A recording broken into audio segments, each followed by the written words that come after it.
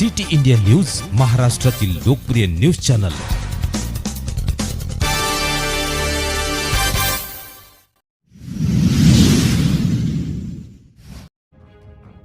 नायगावच्या विकासासाठी आम्ही कटिबद्ध आहोत, डॉक्टर मिनलताई खदगावकर। नायगाव येथे 7 नोव्हेंबर रोजी माजी खासदार भास्करराव पाटील खदगावकर यांच्या अध्यक्षतेखाली नांदेड लोकसभा मतदारसंघाच्या पोटनिवडणुकीत उभे असलेले महाविकास आघाडी तथा काँग्रेसचे अधिकृत उमेदवार युवा नेते प्राध्यापक रवींद्र वसंतराव चव्हाण व 89 नायगाव विधानसभा मतदारसंघाचे महाविकास आघाडीचे डॉक्टर मिनलताई खदगावकर यांच्या प्रचारार्थ सभा संपन्न झाली। या सभेत बोलताना डॉक्टर मिनलताई म्हणाल्या, दिवंगत खासदार वसंतराव पाटील चव्हाण यांच्या पदपावन स्पर्शाने पुनीत झालेल्या भूमीचा विकास करणे हा कर्तव्याचा भाग आहे असं सांगत विकासाची गंगा आणण्यासाठी आम्ही कटिबद्ध आहोत असं अभिवचन देण्यात आले। या प्रसंगी उपसरपंच सौ सरस्वती गणेश वनशेट्टे, रणजित पाटील मोरे, उत्तमराव पाटील मोरे, माजी शिक्षक सभापती संजय अप्पा बेळे, आनंदराव बाबाराव पाटील मोरे, संतोष कदीम वाडीकर, बालाजी पाटील आकले, माधव कुमनाळे, शिवाजी मा मोरे, एन.डी. पवार, सुरजित सिंग किलजी, विठ्ठल गायकवाड, अशोक शेरे, राजाराम रोडे, बचत गटाच्या अध्यक्षा सौभाग्यवती भाग्यश्री पवार, सौभाग्यवती आकुलवाड मॅडम व महिला आदी बहुसंख्येने ग्रामस्थांचा उदंड प्रतिसादात प्रचार सभा संपन्न झाली।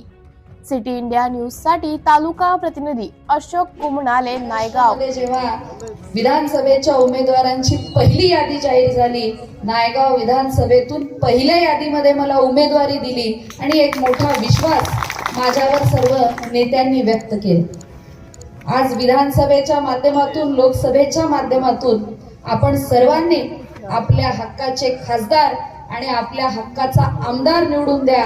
उद्या विकास कामं करून घेताना आमचे हात धरून तुम्हाला काम करून घेता येईल, अधिकारानं आम्हाला काम सांगता येईल, हीच या प्रसंगी मी आपल्याला विनंती करणार। आज या भागाच्या विकासाच्या दृष्टिकोनाने अनेक प्रश्न आहेत। शेतकऱ्याच्या शेतीसाठी पाणी मिळालं पाहिजे, गावामध्ये चांगल्या पद्धतीची दळणवळणाची सुविधा झाली पाहिजे, गावागावामध्ये शिक्षणाच्या व्यवस्था सुधारल्या पाहिजेत। आमच्या ताईंनी अतिशय उत्कृष्ट असं या ठिकाणी भाषण केलं।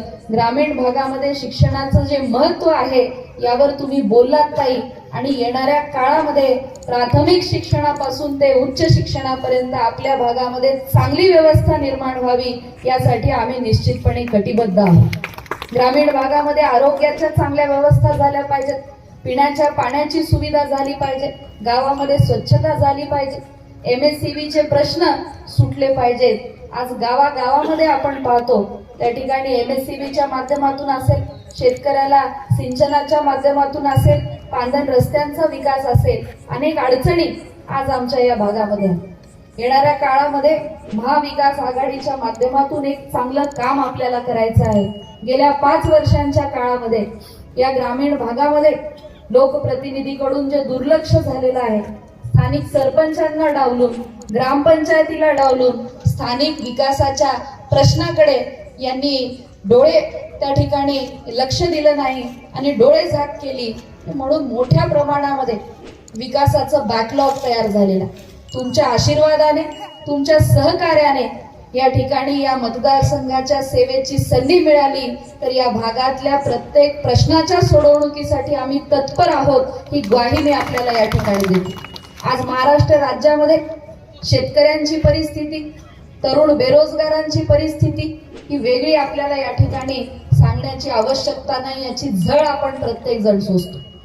आज शेतकऱ्याला सोयाबीनला काय भाव मिळतो, शेतकऱ्याच्या पेरणीचाही खर्च निघत नाही, अशा पद्धतीची आज अवस्था। 10 वर्षांपूर्वी ज्या वेळेला खताची बॅग आपल्याला 400 रुपयाला मिळायची, त्या वेळेला आपल्याला सोयाबीनला 5,000-6,000 रुपये किंमत होती, आणि आज एकीकडे खताची बॅग आम्हाला 1,700-1,800 रुपयाला मिळते आणि सोयाबीनला 4,500 रुपये भाव मिळायला तयार आहे। कापूस उत्पादक शेतकऱ्याची हीच परिस्थिती। शेतकरी जेव्हा संकटात येतो, अतिवृष्टीचं संकट येतं, शेतकऱ्याच्या पिकाचं नुकसान काही कारणाने होतं, आमच्या ताईंनी सांगितलं